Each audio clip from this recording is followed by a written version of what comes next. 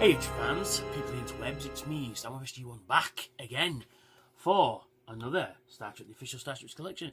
And in this episode's viewing listen delectations, we are doing the Malon export vessel, or garbage scow, or freighter, whatever it is you want to call it. And we'll get on to the magazine itself. Malon export vessel. Specification, type freighter, launched 24th century, origin Delta Quadrant, approximately 515 metres in length, that's pretty big. Crew of 9, weaponry, spatial charges, captains Empk, Vrelk and Fesick. They don't like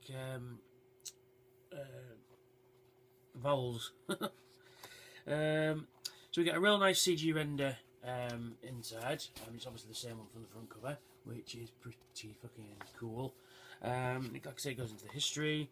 The Malon were the Delta Quadrant species.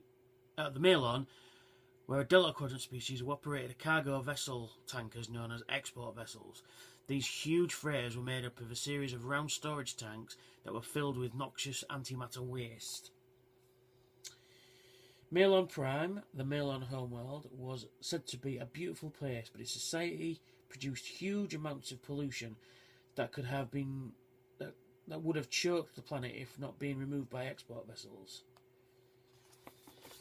And we go into the various episodes they turn up, and we've got another CG render of it there. We've got 7 of 9 scanning episode. I think that's what's it called? Call it now, but it's the one where they build a Delta Flyer, and then there it is, exuding all the gas, and there's the bridge, which is pretty cool. According to the Malon legend, there were monsters called the Venar aboard their ships. This was eventually discovered that these myths were not so far from the truth. Core workers who developed a resistance to theta radiation could survive, but not before their flesh had become severely disfigured with blisters and mutations. Resulting pain would also effectively drive them mad, and these monsters would attack the rest of the crew. And there we get a lovely tech specs of the ship there. You can see it's huge, export ship. The different sides of it as well, and they got weapons pods and things like that. What else? Most of the toxic work had been done by the Malon export vessels was theta radiation, a byproduct of utilising antimatter to generate energy. The theta radiation was extremely toxic to humanoid life, and short-term exposure resulted in hallucinations, fatigue, nausea, and exposure to high levels would liquefy body parts. So that's lovely.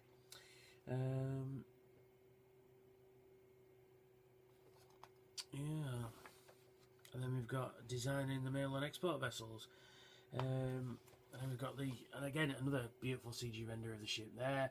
Then we've got sort of a design queue there. Then you've got like more blueprints ones there.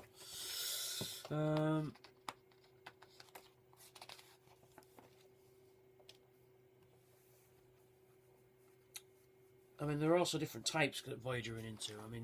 The one that this one is it had 3 tankers, and then you got one that had many different tankers as well. Tanks. Then you've got, I like this design. This is pretty cool. Yeah. So it looks like basically the. Actually, I'll get onto that in a moment.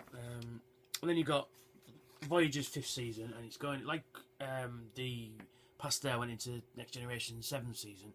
This is going into Voyager's 5th season, and it's explaining, the various aliens they encounter,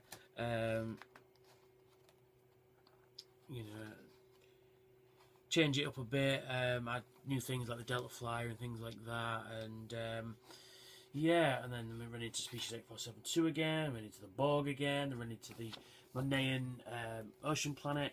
Now, Eagle Moss, please, if you're watching, probably not, I would like one of these as well from Night, because those alien ships are cool. I would really like one of those.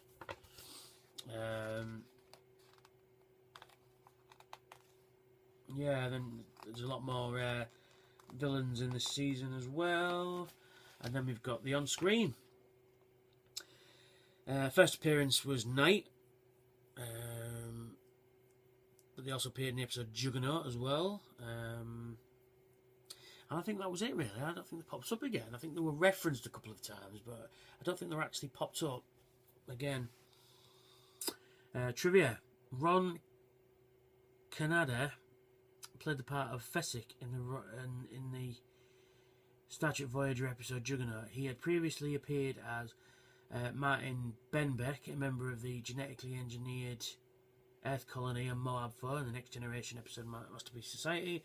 He also played Chapok, a Klingon advocate who tried to prosecute war for destroying a Klingon vessel in Star Trek Deep Space Nine episode. Sorry about that. Some hilarious jackass tried to ring up and tried to sell me some double glazing.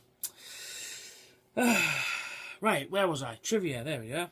In the Star Trek Voyager episode Night marked the first appearance of the Adventures of Captain Proton holodeck program. Captain Proton made further appearances in 30 Days, Bride of Kyoka, and Shattered. Right, Joe Menosky explained that the original script for the episode of Night featured an unusual planet in the void where the night beings lived, and it was a feature and it was to feature the alien equivalent of King Tut's tomb, said Manowski. We had this huge ancient temple and these creatures which were half alive, half dead, that came up flying like locusts and attacked the ship. So there you go. Actually, that's a really good episode anyway, I like it. But next week, Enterprise C, but that's for next week. And then we've got a nice render of it on the back there. Yes, so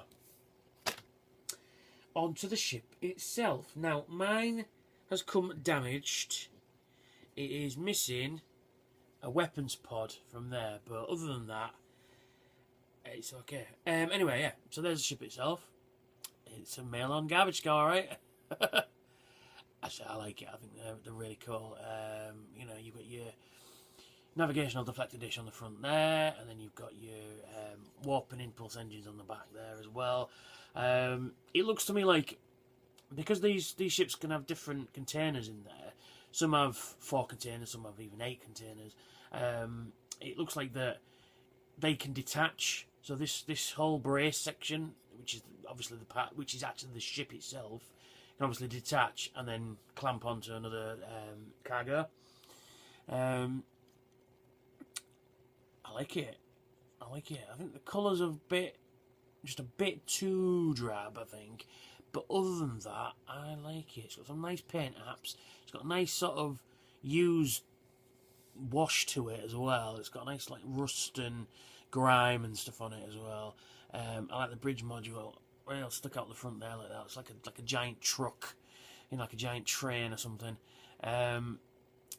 Yeah, I like it. And you've got all these bristling weapons nodes.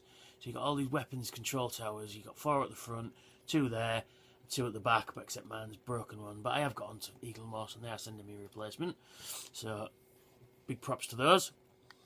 Yeah, I mean, look at the colours in there.